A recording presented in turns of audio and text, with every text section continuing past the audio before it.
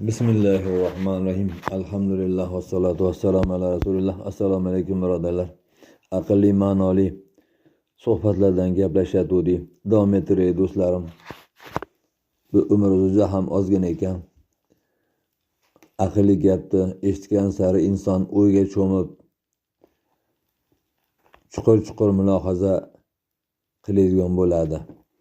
Shuning uchun Alloh taolo tafakkur qilinglar, fikr mulohaza ro'zinglar. Har bir narsada sizlarga juda ko'p alomatlar bor degan oyatlari bor ekan do'stlarim. Bu Habibulloh qori bizga donolik qiladi deysizlar do'stlarim. Ulug'larni gaplaridan soddalashtirib gapirib beraman. Do'stlarim, Xudo davom etyaptilar. Hamma bo'lgan bilan odam bilmas ishq qadrini. Ishq nima degani? Alloh taoloni tanish degani. O'zini insonligini tanish degani. O'zini ojizu notavonligini tanish degani. Tan olish degani. Va o'zini bu dunyoda mehmon bo'lib turganligini tanish degani. Yaxshini yomonni farq qilish degani. Yaxshi ishlar bilan yomon ishlarni farq qilish degani. Harom bilan halolni farq qilish degani. Har bir ishda bir o'ttahol bo'lishdi ishq deyiladi do'stlarim. Alloh taoloni tanimagan, Alloh taoloni sevmagan insonda endi yemak ichmak bilan qilmish alarning ko'ngli qaro paydo.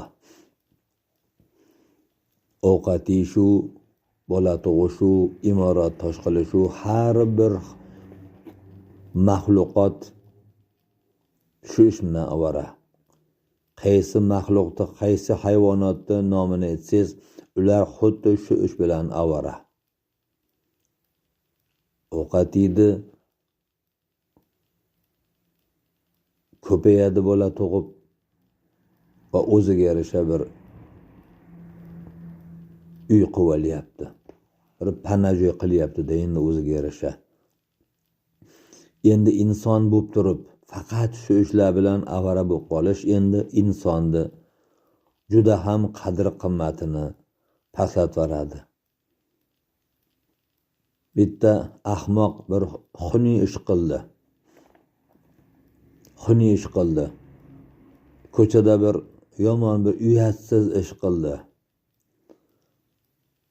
Odamlar unga boshqa ko'z bilan qarashadi.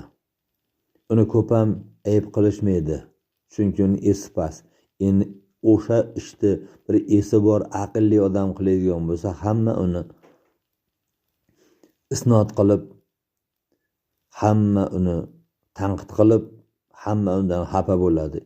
Esi bo'lib turib shu ishni qiladimi, aqli bo'lib turib shu ishni qiladimi deb albatta hamma undan norozi bo'ladi. Demak, esi past, ahmoq, nodon bir ishni qildi. Unga boshqacha baho beramiz. Endi esi bo'lib turib, aqli bo'lib turib o'sha xatoni qildi, o'sha noto'g'ri ishni qildi. Endi unga boshqa ko'z bilan qaraymiz. Demak, uni ancha qadri pastlab ketadi. Demak, esi bo'lib turib fikr qilmasdan yashayapti deyapti endi. Darig'o hayf odam bir-birini qadrini bilmas. Biz do'stlaru jigarlaru bir-birimizdan bir manfaat istab, bir manfaatni ko'zlagan holatda, bir moddiy manfaatni ko'zlagan holatda salom alik qilamiz. Sodda qilayotganda sal qo'ldan ish keladigan bilan qo'yiqroq salom alik qilamiz, sal qo'ldan ish kelmaydigan bilan yuqaroq salom alik qilamiz. Jigarlar o'rtasida ham, do'stlar o'rtasida ham do'stlarim. Bizim mana shu juda ham yomon holatimiz bor do'stlarim. Shuning uchun darigo hayfi odam bir-birini qadrini bilmas. Bir-birimizga yomon niyatlar qilib, balki qancha yomon kulfatlar berib ularga talashib nimalardir talashib bir-birimizga ko'p ozorlarni yetkazib qilur o'lganidan so'ng har nechuk odam qadr paydo.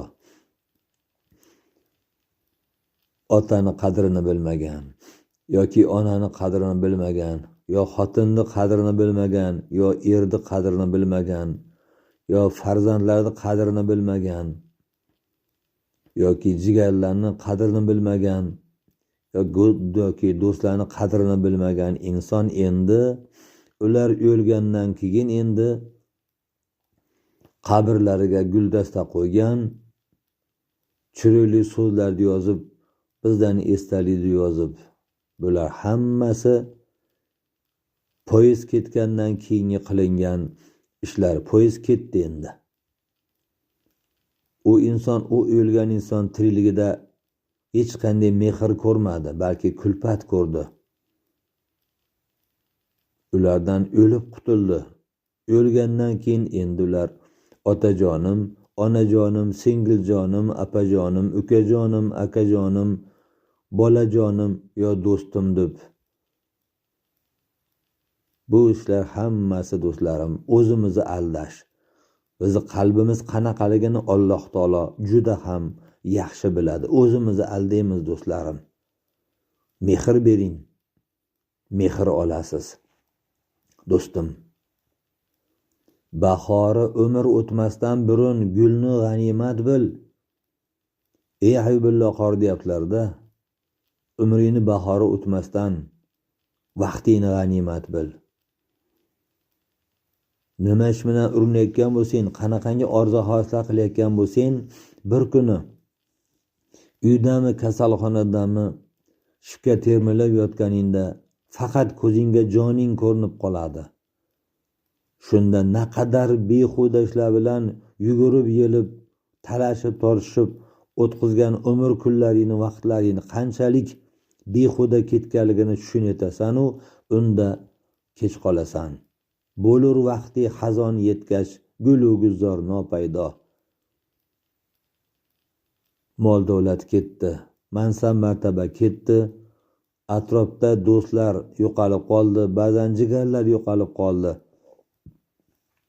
Shipga qarab termilayotibsiz do'stim.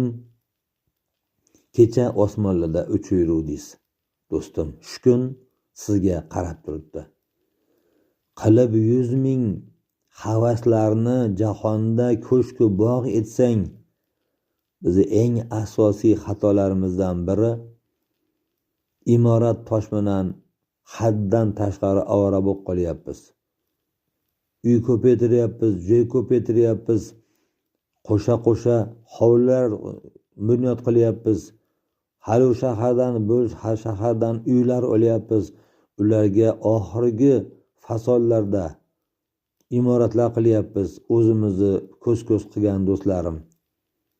Vaholanki juda ko'plarida o'zimiz yashamaymiz. Chunki bizga bitta uy yetadi o'zi. Lekin pulni ayaganimiz yo'q, molni ayaganimiz yo'q. Shular qildik. O'limni dastidan bo'lg'ay bari butkul nopaydo. Endi jon topshirgan kunlar yaqin qolganda ularni bittasi ham ahamiyatsiz narsalarga aylanib qoladi. Butun afsusga sabab bo'ladi. Chunki o'shanday ajoyib qilish uchun juda ko'p mehnat qilish kerak, juda ko'p pul topish kerak. Urinish kerak, yelish kerak, yugurish kerak. Ba'zan halol harom aralashib qolish ehtimoli ham bor do'stlarim yo'lda.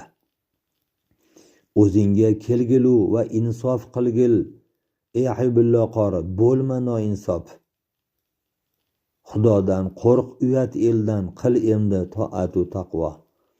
Biz juda ko'p qilayotgan ishlarimiz ba'zan el bilar, ba'zan el bilmas. Biz qilayotgan xufiyona Alloh taologa yoqmaydigan, Qur'onni qalbiga tushmaydigan juda ko'p ishlarimiz bor. Bularda ba'zisini xalq bilar, ba'zisini xalq bilmas, lekin Alloh taolo biladi. Alloh taolodan qo'rqmagan, Alloh taolodan uyalmagan insonni hech qanday unga baho berib bo'lmaydi. Chunki uni avvalo Alloh taoloni oldida qadr-qimmati yo'q. Buni alomatlaridan biri sekin asta elda ichida ham qadr-qimmati pasayib boradi. Alloh taolo sekin asta uni xorlab boradi, do'stlarim.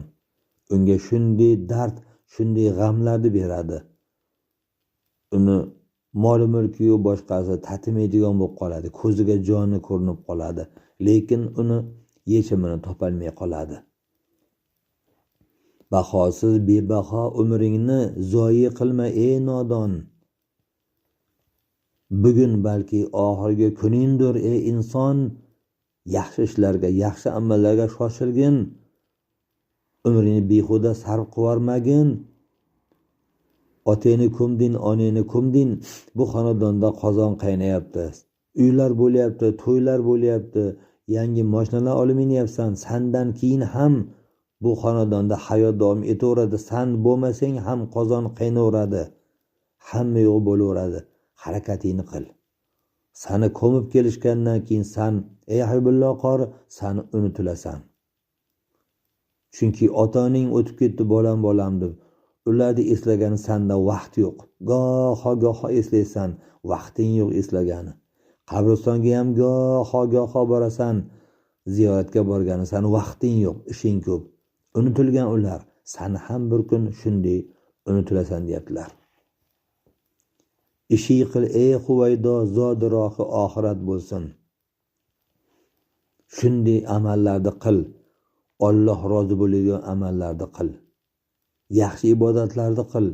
insonlarga yaxshilik qil, yiqilganda turg'iz, egilganga yelka qo'y, muhtojga qo'ling yog'ini at. Moli puling, mansab martabang bilan, ilming bilan odamlarga yaxshilik keltir. Ularga koriga yaragin. Ba'zan shunday yaxshi ishlarni qilgin, eldan pinhon qilgin. Alloh o'zi bilsin. Sen yaxshilik qilgan inson o'sha yaxshilikni san qilganingni bilmasin. G'oyibona duo qilsin. Mana shunday ishlarni xolis qilingan ishlar deyiladi. Shunga ulgib qol deyaptilar. Tuman oltin kumush yig'sang bo'lmas to'sha yo'qbo. Nima to'playotgan bo'lsang, qanaqa mol dunyo to'playotgan bo'lsang, tashlab ketasan, qabristonga olib ketmaysan. Uni hozir sarf qil, yaxshi ishlarga sarf qil, o'zing bilan qabristonga ketsin. Senga o'sha hujjat bo'lsin. Senga najot kaliti bo'lsin deyaptilar. Hammamiz Alloh taolo aqlli bandalardan qilsin. Assalomu alaykum va rahmatullohi va barakatuh.